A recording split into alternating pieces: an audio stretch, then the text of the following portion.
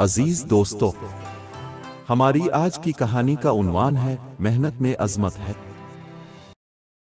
आप देख रहे हैं PATF Islamic info YouTube channel.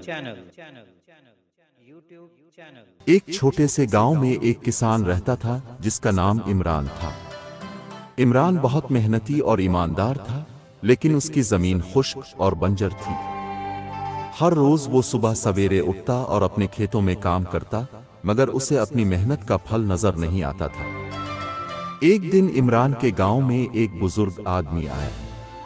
उसने देखा कि इमरान कितनी मेहनत से काम कर रहा है, लेकिन उसकी फसलें कमजोर और खराब हैं। बुजुर्ग आदमी ने इमरान से पूछा, बेटा, तुम्हारी जमीन इतनी खुश्क क्यों है? इमरान ने जवाब दिया, बाबा, मैं अपनी पूरी कोशिश करता हूँ, लेकिन मेरी जमीन बंजर है। बुजुर्ग ने इमरान को मशवरा दिया, बेटा, तुम्हें जमीन की बेहतर देखभाल करनी होगी।